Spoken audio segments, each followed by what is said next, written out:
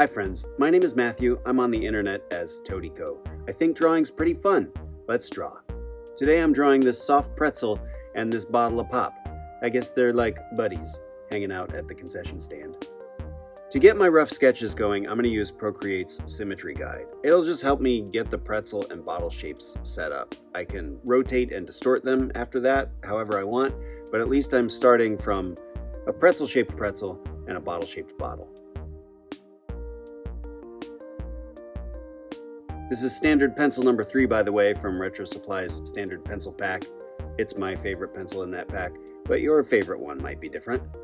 I'm aiming for a kind of 50s or 60s look here, that kind of deceptively casual looking cartoony style that you sometimes see in old advertising and editorial illustrations.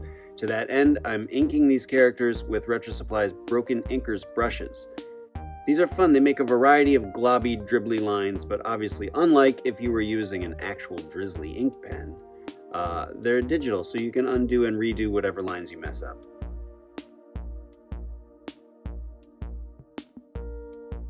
Since the point of these is that they're kind of interestingly inconsistent, I find it fun to go over some of my lines with multiple different brushes and build up some of the gloopy effects a little bit. Now it's time to color it, which I mostly do back to front. I'm using the Perfect Gouache brush from RetroSupply's mid-century brush pack. I've mentioned this one before in another video or two. It is very pleasant to use this brush for laying in colors. It can spread a lot of broad, flat color, or you can vary the angle or pressure of your pencil and get some texture in there too.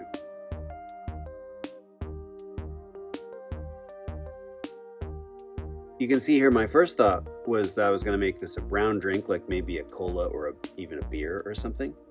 But then I decided to make it a bright green drink instead. I don't know what flavor this character is, but it is nothing subtle in any case.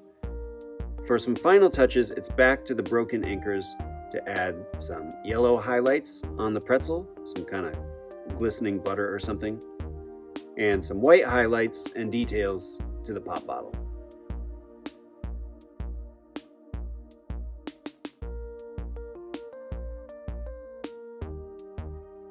Now I flatten the art into just a couple of layers, but because I'm paranoid I might need to go back and edit something, I usually duplicate the file first, so I end up with a flattened one and a multi-layer original.